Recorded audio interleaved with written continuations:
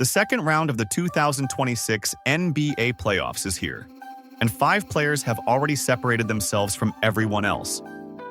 A 23-year-old just dropped 35 in a 39-point Game 1 blowout. A 22-year-old set an NBA playoff record for blocks in a single game. A 24-year-old is closing every game on the road.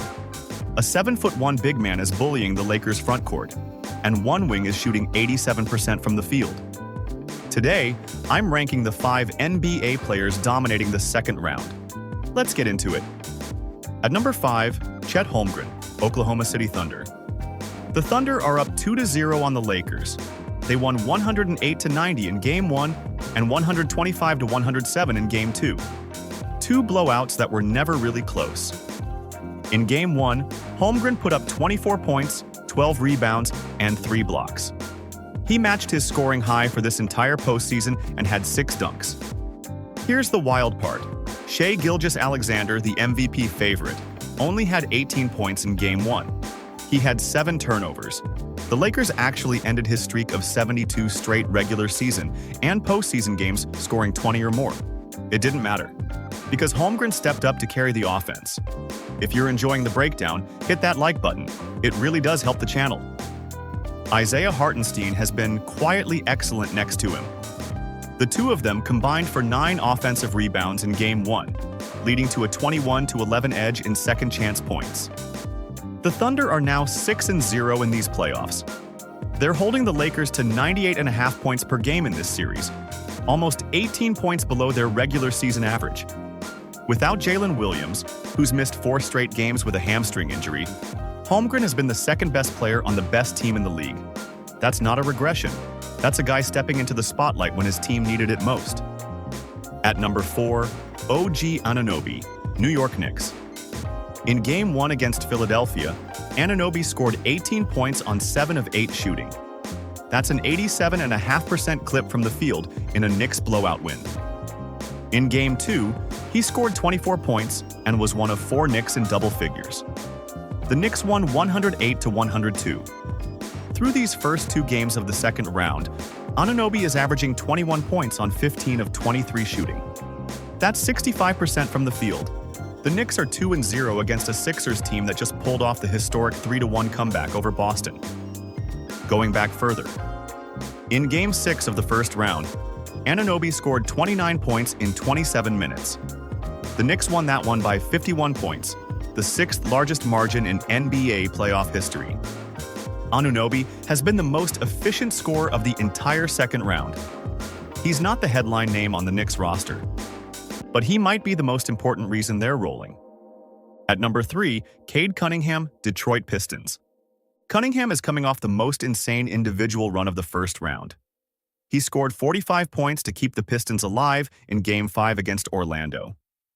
Then 32 points and 12 assists in the Game 7 closeout to complete the 3-1 comeback.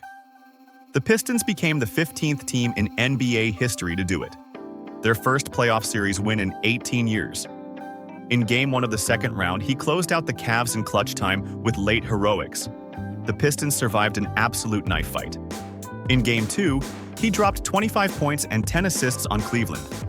He scored 10 of those 25 points in the fourth quarter alone. With the Pistons up 8 in the final minutes, Cunningham buried a step-back 3 to ice it. Which player do you think is dominating the most right now? Drop it in the comments. I want to see who you guys disagree with me on. The Pistons are now 2-0 against the Cavaliers. They're going to Cleveland with a real chance to sweep the East's 4 seed. 3 weeks ago, Cunningham was watching his Pistons go down 3-1 to an 8 seed. Now he's the most clutch player in the entire postseason. At number 2, Victor Wembanyama, San Antonio Spurs. In Game 1 against Minnesota, Wemby put up 11 points, 15 rebounds, and 12 blocks. 12 blocks is an NBA playoff record for a single game. Nobody has ever done it before. Not Hakeem Olajuwon, not Mark Eaton, not Manute Bol, not even peak Tim Duncan. His shot wasn't falling that night. He was 5 of 17 from the field. The Spurs lost. In Game 2, Wemby came back with 19 points, 15 rebounds, and 2 more blocks on 7 of 15 shooting. The Spurs won 133-95. That 133 points was the highest-scoring Spurs playoff game since 1983. The 95-point loss was the worst playoff defeat in Minnesota Timberwolves franchise history. Wemby is averaging 15 points, 15 rebounds, and 7 blocks per game in this series. He just won Defensive Player of the Year unanimously, the youngest player ever to win the award, and the first unanimous winner in league history. He's 22 years old. He's the future of the league, and he's making it look like the future is already here. And at number 1, Jalen Brunson, New York Knicks. Brunson opened the second round with 35 points on 12 of 18 shooting.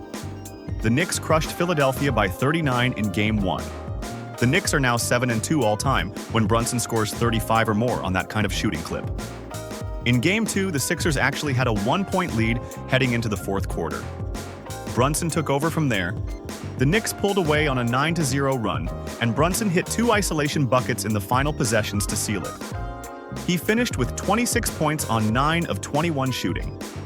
Through 2 games, Brunson is averaging 30.5 points per game. He's the leading scorer of the entire second round. Here's the wild part. Brunson was on my destroying their legacy list 2 weeks ago. After a rough first round, he was getting roasted as overrated. The Captain Clutch label was being mocked.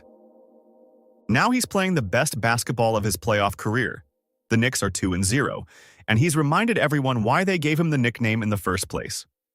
The Knicks won 53 games this regular season. They're 6-2 in these playoffs, and Brunson is the reason they're built to actually win the East. 5 players, 5 different ways to dominate, and the second round is just 2 games in. If any of these guys keep playing like this, we have a real conference finals coming. If you want more breakdowns as the playoffs keep rolling, subscribe to Rim Logic. New videos every Monday and Friday. Appreciate you watching. I'll catch you next time.